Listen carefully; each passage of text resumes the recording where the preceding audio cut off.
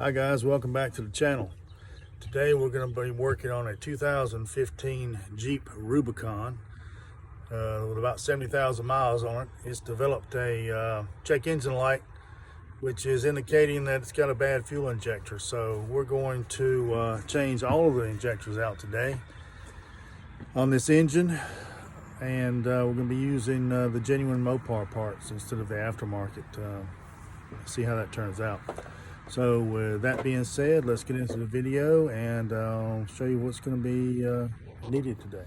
Some of the tools that we're going to be using today is a 10 millimeter, an 8 millimeter, some extensions, 20 millimeter, 1.5 inch driver, what is this small one there? That is an 8 millimeter. 8 millimeter also. 10 millimeter. 10 millimeter and a half, and a pair of pliers. That's a good idea. Safety first.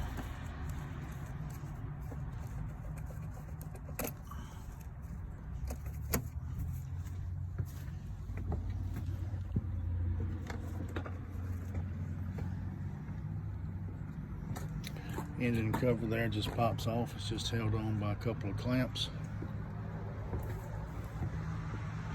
You gotta remove these grommets right here and pop these off to loosen this insulation up so you can get to the nuts that hold these on.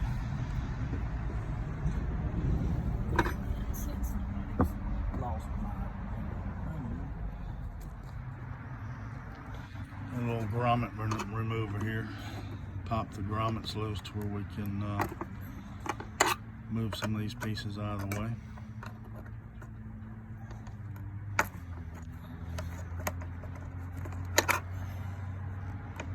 And that reveals the two nuts you have to remove. And what size are those? Those are 10 millimeters. 10 millimeters. Both of those have to come off.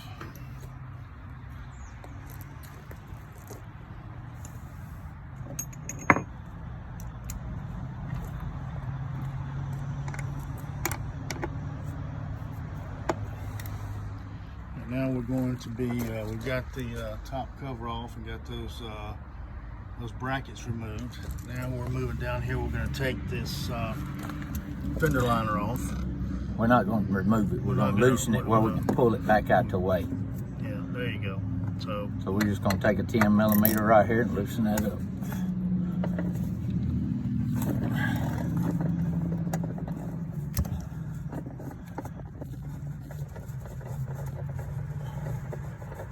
You can do them 1/2 inch nuts, loosen them from up in there, but this is the easier way to do it. Out like this. What size are those? These are 10 millimeters. 10 millimeter.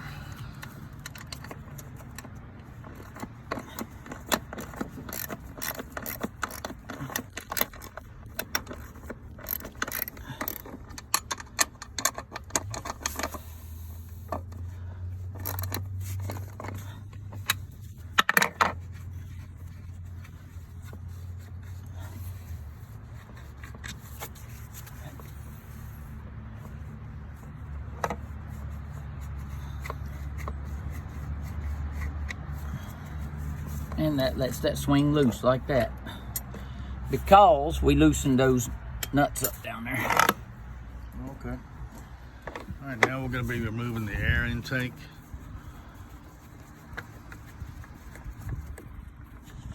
What size is that? 10 millimeters. 10 millimeters.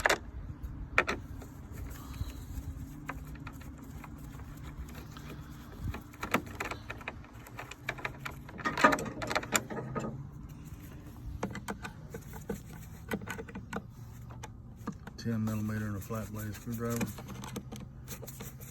Yes, sir.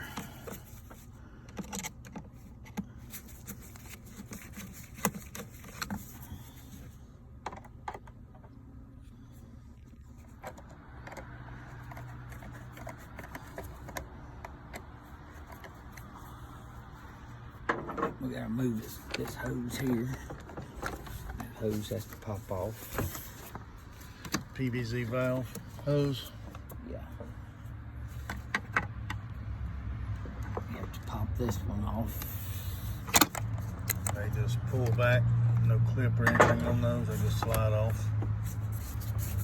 Now this has a plug on the bottom of it. You got to unplug.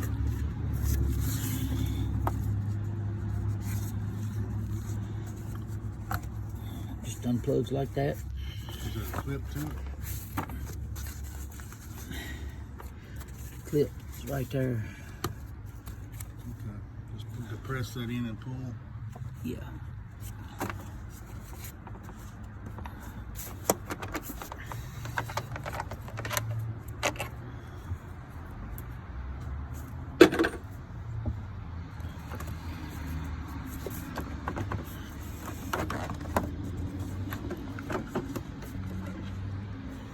Looks good in there.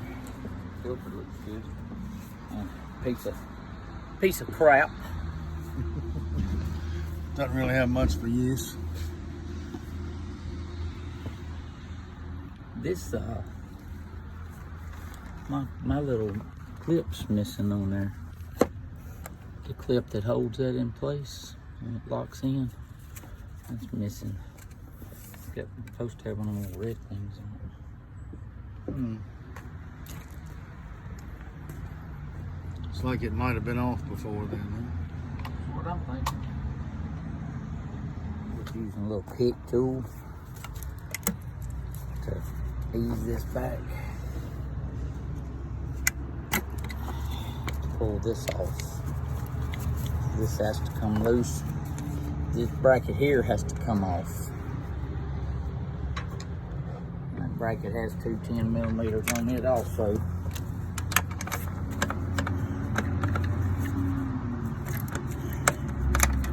They're not real tight.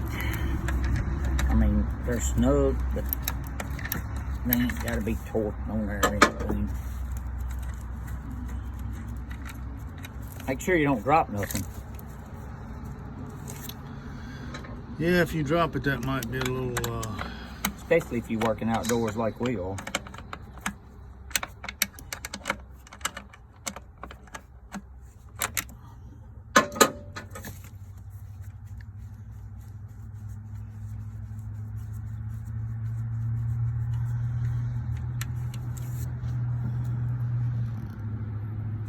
That's for those two bolts, or 10mm that he removed. Now right down here, this bracket, it has two more bolts right here. 1 and 2. These have to come off in order for this to swing away. You can't remove this without removing those.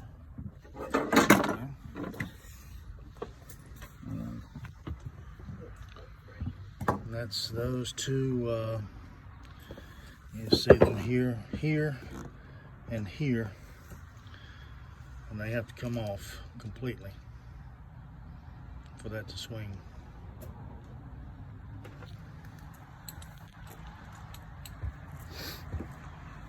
These are 10s. Those are also 10mm.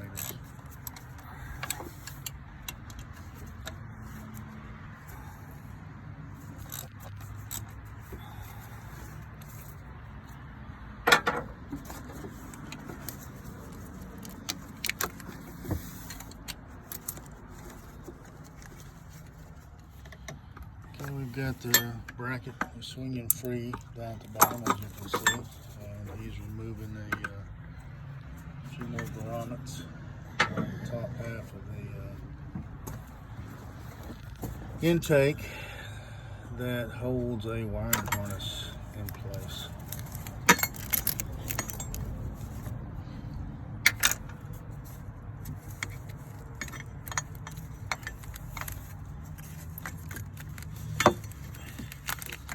One, 2, 3, 4, 5, 6, 7. It's one back here. They're all 8mm. All Those have to come out. But they don't come all the way out.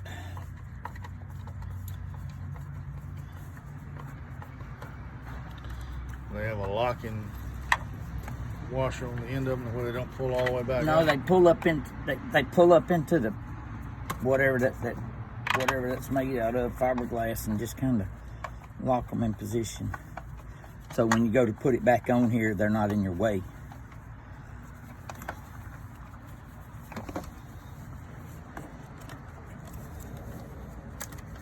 You have to, these hoses have to be popped loose on the side of the motor here. Good thing, sorry, hand me that. Okay. Good thing to do with these right here is just to put them through a bungee strap like this and pull them up out of your way. Here, get them out of your way so they're not interfering.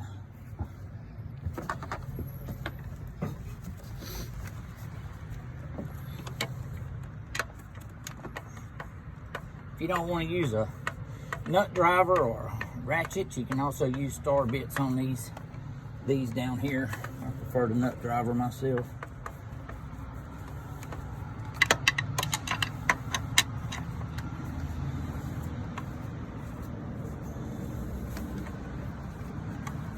Use power tools also on this if you want to.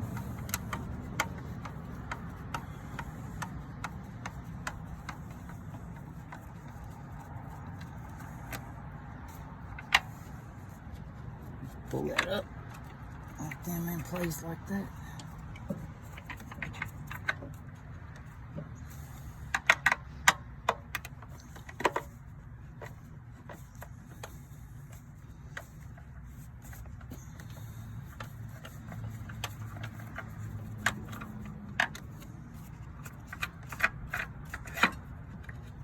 We almost got it. If you had a swivel attachment for this socket, it would make it a lot easier, but somehow or another we've misplaced our swivel today, so we're having to do it the hard way. Okay, once you get the all the bolts holding the intake down, we have to remove these two bolts here, 10 millimeter. You referring to the ones on the mount here, or are you talking about the ones that start? This one, these two here have to come out.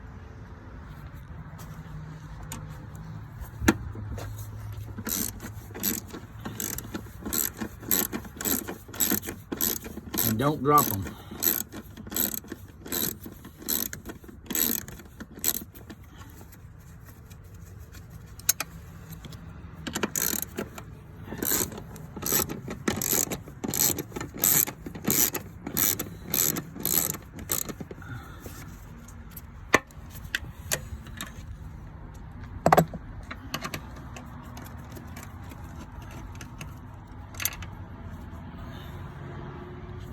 That's your fuel rail right there. That's where we're trying to get to. And we got another one right here. That's why we got to take this out so we can get to those fuel rails in order to pull them up. All right, the next step is? Well, next step is to pop this off. I'm just double checking, making sure I ain't got nothing else still attached. This will pretty much lift like right straight up. Yeah, I'm just making sure there ain't nothing else holding it. I'm gonna still hold it. Hey guys, we didn't mention this earlier, but you're going to have a T30 star bit to remove the bolts. Remove these. Like there is it's four of them. Four of them. That's what holds the fuel rail. Holds the fuel rails down. Yep.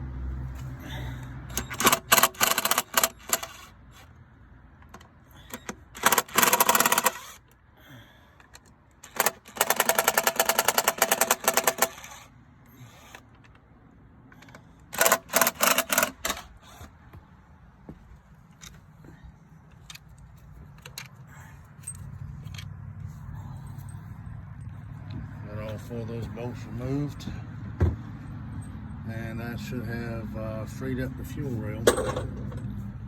Is that correct? Yep. Now the fun again. Now the fun part.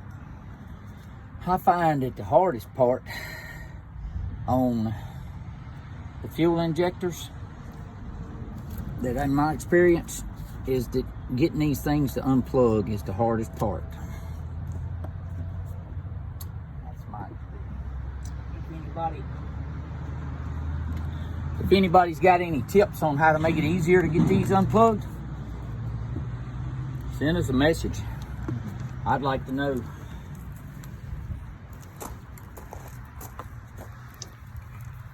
Okay, we have to unplug the coil packs.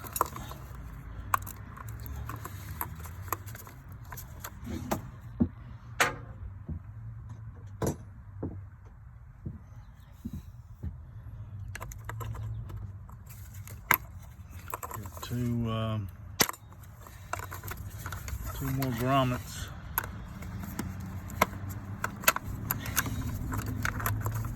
Pop loose.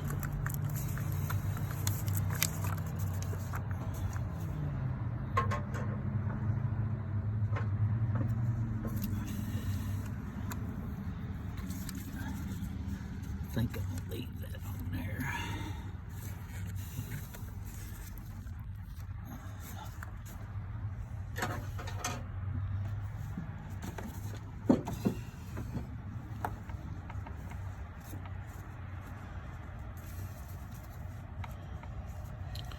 Put the towel down to cover the intake so nothing falls down into the engine,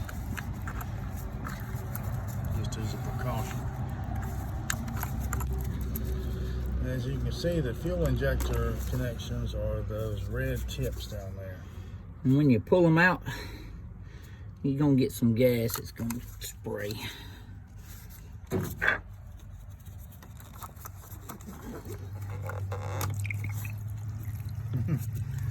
gas is gonna spray. That's a lot of spray. It's a lot of lost gas, ain't it? That's a lot of lost gas. And the fuel rail is completely unplugged from the injectors. Now the fuel rail that just pulls straight up. You didn't have any kind of lock-in pin or anything on that. The way these are made, You see, if you look right here, can you see the way this is made? It has to go down on the edge of this injector a certain way. The injectors have to be setting in there a certain way. Right. In order for that to go in there. You know, it has to be turned just like that. Okay. So we got that side. I'm not gonna pull those out yet. I'm gonna get the other side loose. So basically that just clips down on there and the O-rings on the injector hold it in place. Yes. Fuel rail. Along with the grommets and the other.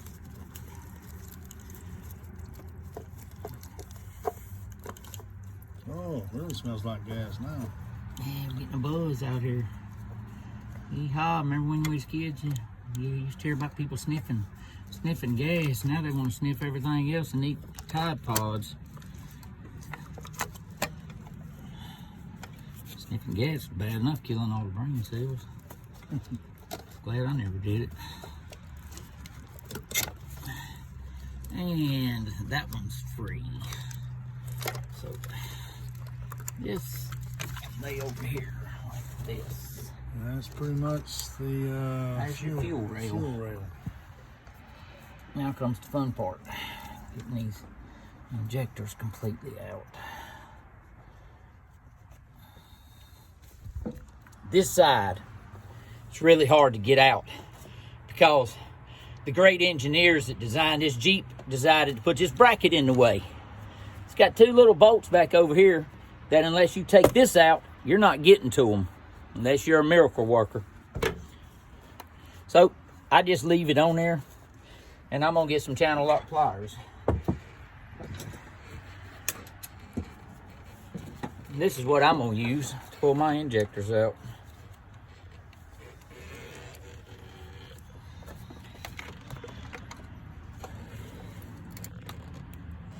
And they just pop down in there.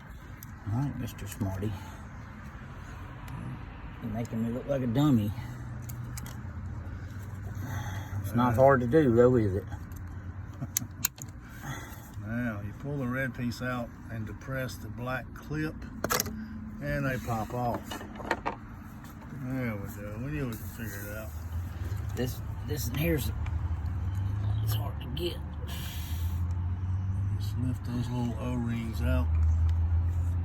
I'm using the same tool, the same little pick that we used to move the red injector piece back. Alright guys, as you can see, we now have all the injectors off and we are ready for the new ones.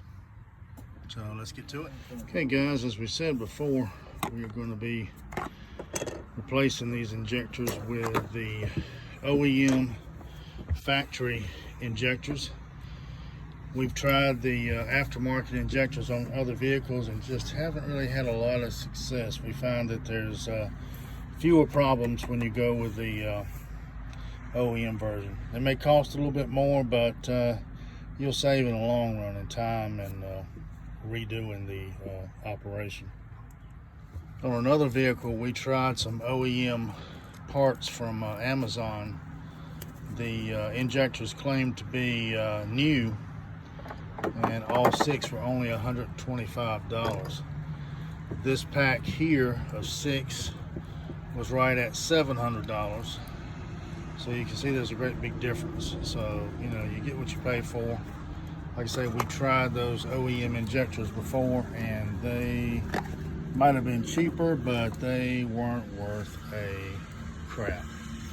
So buy the factory stuff, you'll be a lot happier. Spend the money, you won't have to tear the engine down. I think on that particular vehicle, we tore the engine down, what, four times trying to get the injectors right. So we don't use the aftermarket injectors anymore. You know what's surprising is this big old box. And Mopar doesn't put anything in it except the injector. It's kind of a waste, wouldn't you think? They could have went with a little bit smaller packaging. Let's start putting the new injectors back in. It's pretty simple. You just stick it in there and squish it down in the hole. And it's a tight fit. And you want it to be tight. You don't want it moving. And that is pretty much it.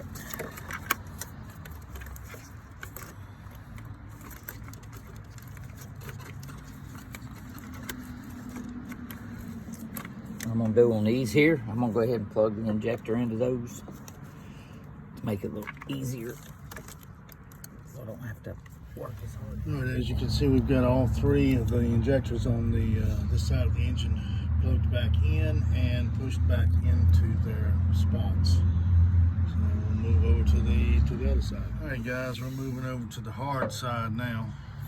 This side isn't as easy, mainly because this is in the way. That clamp. All right, guys, we got all the injectors back into place. Now we're getting ready to put the fuel rail back. All right, guys, after a big fight with the fuel injectors getting back into the rail, we just got through securing it back down. The big thing about you have to make sure that those injectors are in place and are seated good, because if you don't, you crank this engine up, you're going to have gas everywhere.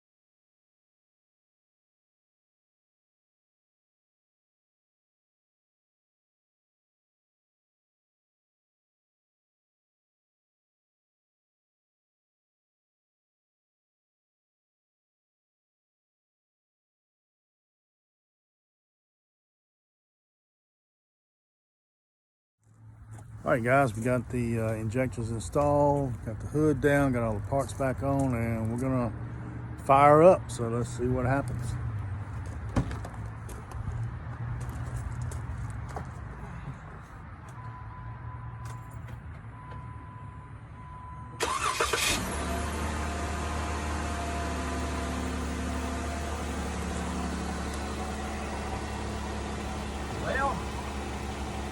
No check engine lights up right now.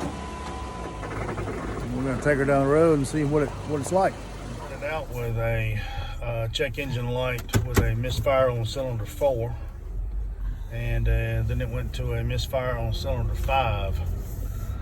So we attempted to change the Coil packs, and we changed all those out and changed all the spark plugs, and that did not fix it. So then we changed the one fuel injector, which we used an aftermarket fuel injector, and it seemed to correct that problem, but then it moved to cylinder 5, and we decided just to change them all. So all 6 changed out, all new plugs, all new coil packs, and so we're running smooth, and looks like we're good to go. Hope you guys found this a little bit informative, and see you on the next one. All right, guys, he's double checked all the connections and make sure we're in place. Now we're going to start putting the engine back together here, and hopefully we'll have some good results when we fire her back up in a few minutes.